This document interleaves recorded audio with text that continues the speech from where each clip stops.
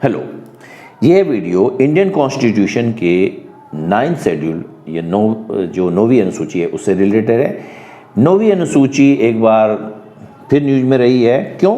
क्योंकि छत्तीसगढ़ की जो गवर्नमेंट थी उसने ST SC OBC का रिजर्वेशन बढ़ाकर 76% का जो बिल पास किया विधानसभा में, उन बिलों को जो यूनानिमसली पास किया था, वहाँ की गवर्नमेंट ने रिक्वेस्ट की सेंट्रल गवर्नमेंट से कि इनको 9th शेड्यूल में डाला जाए। और 9th शेड्यूल में क्या है कि जुडिशियल, इसकी जो हिस्ट्री रही है, इसका जो इतिहास रहा है कि कोई भी अगर सेंट्रल स्टेट लॉ है 9th शेड्यूल में वो डिक्लेयर कर दिया जाता है, उसको पार्ट घोषित किया जाता है, उसमें घोषित कर दिया जाता है, तो वो जुडिशियल स्क्रूटनी नहीं हो सकती उसकी। लेकिन बाद में इसमें कुछ चेंज भी आए, अभी देखते हैं कैसे है। ओरिजिनली ये तय किया गया था कि कोई भी सेंट्रल स्टेट लॉ अगर 9th शेड्यूल में डिक्लेयर है तो उसकी जुडिशियल स्क्रूटनी नहीं होगी। और 9th शेड्यूल ओरिजिनल हमारी कॉन्स्टिट्यूशन में नहीं थी।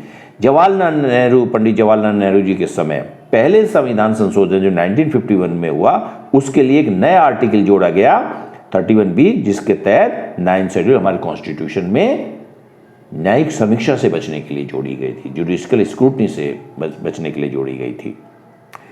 जैसे मैंने लिखा ऑब्जेक्टिव का, central state law including 9th schedule can not be challenge in court of violation of fundamental right.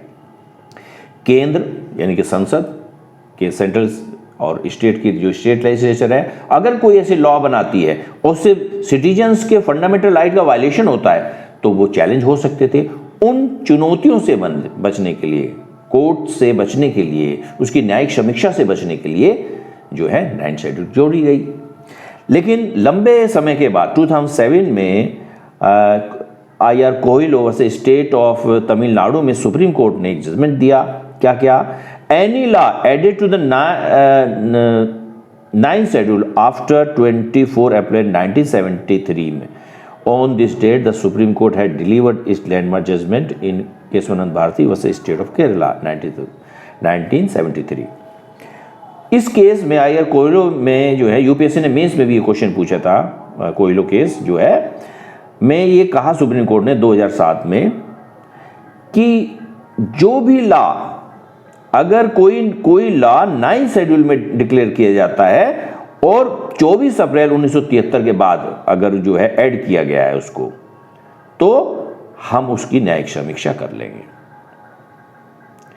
और 24 अप्रैल 1973 का की डेट इसलिए महत्वपूर्ण है क्योंकि एक ऐतिहासिक लैंडमार्क डिसीजन सुप्रीम कोर्ट का जो आया था केशवानंद भारती केस का, इसी तारीख को आया था।